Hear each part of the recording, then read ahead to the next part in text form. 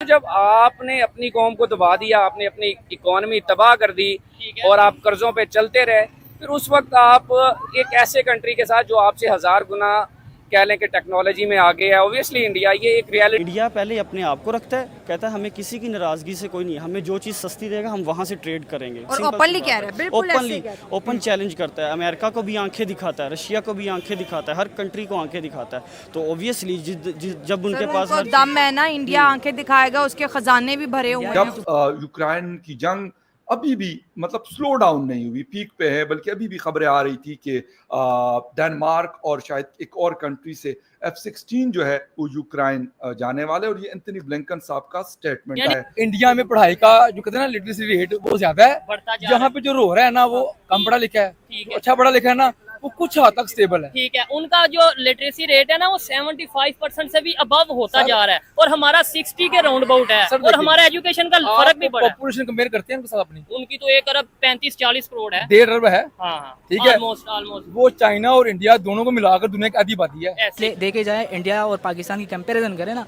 जो degree holders है और जो अच्छे एक्सपर्टीज रखते हैं ना, वो बाहर जाके सेटल होते हैं, क्योंकि उनको सैलरी अच्छी मिलती है और उनका बैकग्राउंड अच्छा होता है, सेटलमेंट होती है। हमारा ये सोच नहीं होता, हम लॉन्ग टर्म की सोच, उनकी स्टैब्लिशमेंट है, चाहे जो भी है, उनके लिए सबसे पहले इंडिया है। अच्छा। बाकी हर चीज़ बाद के अंदर, हमारे लिए सबसे पहले वो चीज़ है जिधर हमने अपनी इन्वेस्टमेंट्स रखी हुई हैं। सही हो गया। ठीक है, उनको पता है कि हमारे काले करतूत वो लाके पूरी दुनिया को दिखाने वाला। अगर हम बात करें 1965 की जंग की और उसके बाद की, तो जैसे हिस्ट्री में भी और मुतालिया पाकिस्तान की किताबों में भी पढ़ाया जाता है। ठीक है, अगर हम इस तरह की बात करें तो मेरा नहीं ख्याल कि इंडिया पंगा लेगा, अगर लेगा तो फिर जाहिर है अभिनंदन का जैसा। रुको जरा, सबर करो। हम अब जंग अफोर्ड नहीं कर सकते, उसकी वजह ये है they are actually third super powers in the world. India they are not recognising them, but they are actually. आप आज अभी वोटिंग करवा लें किसी भी कॉज के ऊपर, वो चाहे फलस्तीन का कॉज हो, वो चाहे आपका कश्मीर का कॉज हो, इवन दो जो आपका आज़ाद कश्मीर है, वो भी लोग आपसे मुतनफ़र हैं आपकी पॉलिसीज की वजह से, वो भी चाहते हैं कि हमें आजाद कर दिया जाए। साइकिल पे मैंने पूरी दुनिया का विजिट किया हुआ है। अच्छा, मेरे पास ये मोदी का जो इंडिया है वहाँ जाना कोई मुश्किल काम नहीं है। आप गए हैं कभी? मैं कहता हूँ मैंने जाना हो तो 1 सेकंड में चला जाता हूँ। ये अरे कहना क्या चाहते हो? का कामयाब दौरा करने के बाद prime minister Narendra Modi Austria पहुंच चुके हैं, बहुत ज्यादा लाइमलाइट में आ चुकी है, और ये खबर इसके साथ साथ वहां पहुंचते उनका स्वागत के लिए मौजूद थे ऑस्ट्रेलियन चांसलर कार नेमर, और उनका स्वागत वहां पर म्यूजिशियन ने वंदे मातरम बजा कर किया। वंदे मातरम जी वायरल हो रहा है सोशल मीडिया पर, और ये यूरोप, ये जो अमेरिका है जो गुस्सा हो रहा था, जेलस हो रहा था कि मोदी साहब रशिया, क्योंकि आज वही यूरोप उनके स्वागत के लिए खड़ा है। दोस्तों, बहुत ही इंटरेस्टिंग किस्म के रिएक्शन इस टॉपिक पे रिकॉर्ड करने वाले हैं, क्योंकि सारा का सारा जो क्रेडिट है भारत की फ्री फॉरेन पॉलिसीज पे जाता है कि रशिया के साथ भी उनकी दोस्ती है और यूरोप के साथ। वज़ीर-ए-आज़म प्राइम मिनिस्टर नरेंद्र मोदी को एक प्रोटोकॉल दिया जा रहा है, वेलकम का प्रोटोकॉल दिया जा रहा है और बड़ी इज्जत दी गई है। उसके बाद जो वज़ीर-ए-आज़म है रशिया के, जो वज़ीर-ए-आज़म है, उन्होंने एक पर्सनल अपने फार्म हाउस में इंडियन वज़ीर-ए-आज़म को इनवाइट किया, उधर दावत दी, जिसमें गुजराती खाने बनाए गए और बड़ा अच्छा प्रोटोकॉल दिया। अच्छा, ये एक मीटिंग जो है ना, ये सियासी मीटिंग नहीं थी, एक पर्सनल दोस्ताना मीटिंग हुई है उनके फार्म हाउस के बीच में। उसकी भी लिमिट कोई नहीं थी, चाहे वो 2 घंटे की थी, चाहे वो 10 घंटे की थी, और प्रॉपर याराना, उसमें कोई सियासी लोग नहीं थे। यानी कि प्राइम मिनिस्टर नरेंद्र मोदी के साथ जो उनके वजीर होते हैं या जो उनके दोस्त होते हैं, जो लोग उनके साथ होते हैं, तो वो लोग उस मीटिंग में शामिल नहीं थे। वो सिर्फ रशिया के वज़ीर-ए-आज़म और हिंदुस्तान के वज़ीर-ए-आज़म, इन दोनों की आपस में मीटिंग थी और बड़ी दोस्ताना याराना जो है ना मीटिंग हुई। आबिद भाई, ये क्वेश्चन आपसे करता जा रहा हूँ कि हिस्ट्री को अगर थोड़ा सा देखें तो इंडिया और रशिया की बहुत अच्छी टाइज हैं शुरू से लेके, जब उनके फर्स्ट प्राइम मिनिस्टर थे जो नेहरू साहब, तब से लेके रशिया और इंडिया की बहुत अच्छे रिलेशंस हैं। पाकिस्तान तब बाईपोलर वर्ल्ड होती थी, हाल ही अमेरिका सुपर पावर नहीं था होता, तो कुछ एक पोल रशिया यानी USSR, उसके साथ कुछ कंट्रीज अलायंस थे, एक अपना अमेरिका के साथ कंट्रीज अलायंस थे। पाकिस्तान जो जाके बैठ गया अमेरिका के साथ सीटो और सेंटो के रिटर्न मुआहिदे करके, एग्रीमेंट करके अमेरिका के पोल में जाके बैठ गया।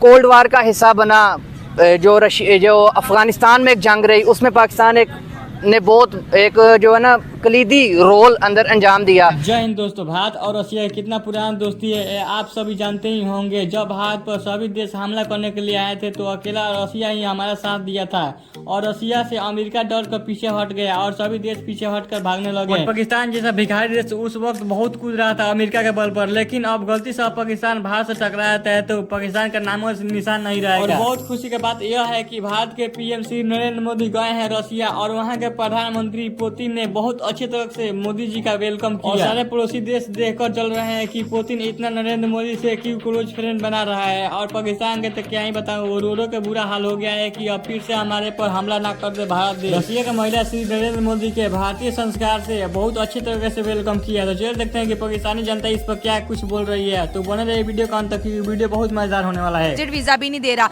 लेकिन अब हम थोड़ी इंडिया की बात करें, इंडिया की अप्रोच की बात करें। एक तरफ रशिया से ताल्लुकात बेहतर कर रहे हैं और रशिया का विजिट करते ही यूरोप चले गए। यूरोप और रशिया की आपस में यूक्रेन वॉर की वजह से लग रही नहीं, लेकिन ऑस्ट्रिया में पहुंचे उन्होंने वंदे मातरम जो उनका नेशनल सॉन्ग है वो उनके लिए बजाया, बड़ी मोदी साहब को रिस्पेक्ट दी। तो इंडिया और वेस्ट के इंटरेस्ट आपस में जुड़ रहे हैं, यूरोप के इंटरेस्ट आपस में जुड़े हैं, एक बहुत बड़ी सॉफ्ट पावर सामने दिखती हुई नज़र आ रही है। इसकी सबसे बड़ी मेजर रीज़न ये है कि आप देखेंगे अगर हम कहें कि जो लो लेबर चार्ज करती है उसके अंदर 3 से 4 कंट्रीज़ आते हैं, जिस तरह चाइना, बांग्लादेश, इंडिया, पाकिस्तान। ठीक है। और उसके बाद स्किल्ड लेबर की बात आ जाए तो फिर इंडिया का पहला नंबर आता है। ठीक हो गया, ये 2 चीज़ें हो गई। तो जब भी इन्वेस्टर्स जो होते हैं ना, लाइक यूरोपियन इन्वेस्टर्स या US इन्वेस्टर्स, वो देखते हैं कि हम जहाँ पे अपना प्रोडक्शन प्लांट लगाएंगे वहाँ से हमें स्किल्ड लेबर एंड सस्ती लेबर कहाँ से मिलेगी। बचत तो हर एक हर एक, और टैक्स में रिबेट्स कहाँ से। इंडिया के अंदर सबसे जो चीज़ उनको जो बेनिफिशियल है, उनके पास हाई पॉपुलेशन फैक्टर है। हाई पॉपुलेशन फैक्टर होने की वजह से उनकी एक तो लेबर सस्ती, दूसरी उनके पास स्किल्ड लेबर है, 2 चीज़ें, और उनको टैक्सेस में बहुत ज़्यादा रिलीफ दिया जाता है। ठीक है। जिसकी वजह से इन्वेस्टर बहुत खुशी से ना आके अपनी इंडिया में प्रोडक्शन करता है। ठीक है। जिसकी वजह से वो उनको पता है कि अगर हम इंडियन लोगों के साथ अपना रिलेशनशिप बॉन्डिंग ज़्यादा अच्छी करेंगे तो हमें इन फ्यूचर ज़्यादा बेनिफिट होगा। मतलब दुनिया अब जो है इंडिया में अपना फ्यूचर ढूंढ रही है। जी बिल्कुल सर, यहाँ पे बात हम ये भी करेंगे, जैसे ऑस्ट्रिया में आज 41 साल बाद कोई इंडिया का वज़ीर आज़म गया, वो अपने दोस्ती और अपने जो लिंक्स हैं वो बढ़ा रहे हैं। ठीक है। और हम जो है, हम आज तक जो अपने पड़ोसी तो छोड़े, हमने मतलब कि अपनी फॉरेन पॉलिसी को ही इस कदर नहीं छोड़ा कि यार वो फॉरेन पॉलिसी प्रेस करके अपने स्टांस को बहुत हम कमजोर। अगर उसमें ये होता है कि इंटरनेशनली आपकी आवाज़ को तब सुना जाता है जब आपकी इकोनॉमी ठीक हो, जब आपकी इंटरनेशनली आप किसी राइट स्टांस पे हो, या आप स्टांस ले सकें, उसके पीछे आपकी कौम खड़ी हो। ठीक है। आप देखें यूक्रेन और रशिया का एक हुआ, उसमें देखें उन्होंने स्टैंड लिया, पूरी दुनिया उनके साथ खड़ी थी। ऐसे ही है, उनकी कौम उनके साथ खड़ी थी। ठीक है। चाहे जितना मर्जी वो उन्होंने किया, पावरफुल हैं जितने भी हैं। तो जब आपने अपनी कौम को दबा दिया, आपने अपनी इकोनॉमी तबाह कर दी और आप कर्जों पे चलते रहे, फिर उस वक्त आप एक ऐसे कंट्री के साथ जो आपसे 1000 गुना कह लें कि टेक्नोलॉजी में आगे है, ऑब्वियसली इंडिया, ये एक रियलिटी है, हम इसको एक्सेप्ट करें या ना करें।